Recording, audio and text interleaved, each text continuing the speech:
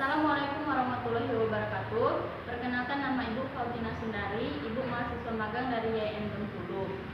Nah, di sini Ibu menggantikan Ibu Lisda untuk mengajar IPS. Akan tetapi Ibu Lisda juga masih ikut serta untuk mengawasi kami dari belakang. Nah, kemarin kan yang pertemuan pertama di situ ada rekan Ibu yang bernama Pak Asep. Dia yang mengajar pertemuan pertama, dan hari ini Ibu yang meneruskan pertemuan kedua tentang bentuk-bentuk interaksi sosial. Nah, sebelum kita lanjut materi pada pagi hari ini, alangkah lebih baiknya kita berdoa terlebih dahulu. Berdoa, mulai.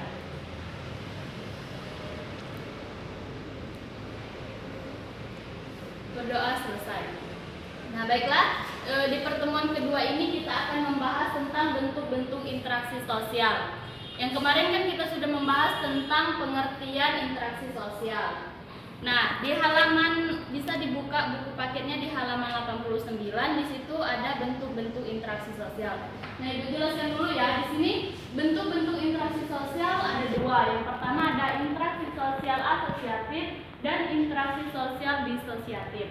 Nah, apa itu interaksi sosial asosiatif? Yaitu bentuk interaksi sosial yang mengarah pada sosial yang positif, yang bisa mengarah pada kesatuan. Nah, sedangkan interaksi sosial disosiatif itu kebalikan dari asosiatif, yaitu bentuk interaksi yang mengarah pada perpecahan baik individu ataupun kelompok. Nah, ini yang negatif, berarti kan karena menggunakan unsur perpecahan. Nah, Ibu jelaskan di sini tentang bentuk-bentuk interaksi sosial asosiatif. Di sini ada 3 ya. Yang pertama itu ada kerjasama, yang kedua ada akomodasi, yang ketiga ada asimilasi. Nah, Ibu jelaskan satu-satu ya. Yang pertama ada kerjasama.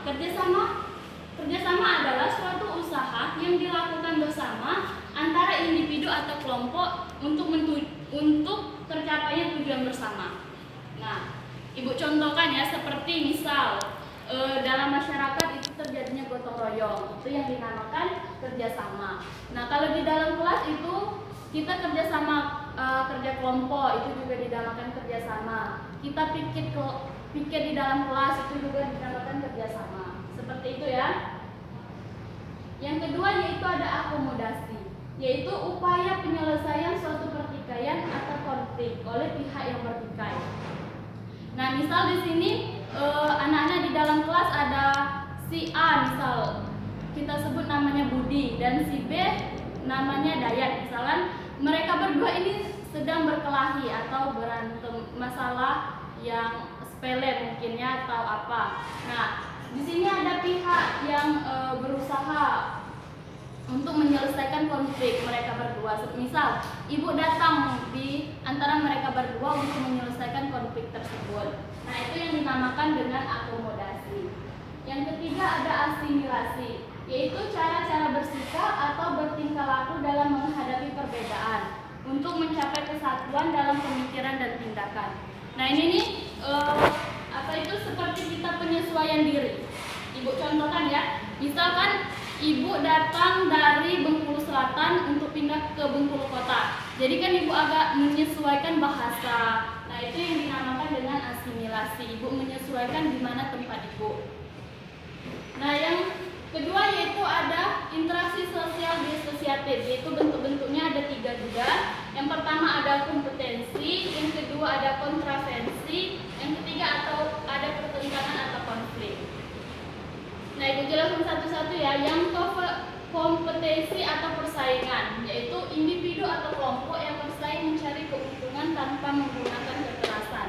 Nah, kompetensi ini kita bisa lihat misal seperti kita di dalam kelas itu bersaing untuk mendapatkan siapa juara kelas, juara 1, juara 2, juara 3 dan seterusnya. Dan Ibu kasih contoh lain, misal kompetensi dalam 17 Agustus, misal kita ada lomba kelereng, lari karung atau tarik tambang. Misal itu juga yang dinamakan dengan persaingan atau kompetensi. Yang kedua ada kontravensi, yaitu suatu perasaan tidak suka yang disembunyikan, seperti kebencian terhadap seseorang. Nah, ini perasaan tidak suka tetapi tidak nampak, tidak ditampakkan kalau kita tidak suka kepada seseorang.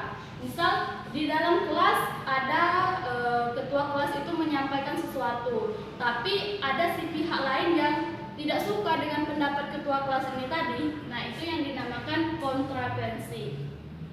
Yang ketiga yaitu ada pertentangan atau konflik, yaitu suatu proses sosial yang dilakukan individu atau kelompok dalam mencapai tujuan disertai dengan kekerasan. Nah, konflik ini kalian sudah tahu ya, banyak yang tahu tentang konflik atau pertentangan itu pasti berujung pada kekerasan. Kebanyakan seperti itu.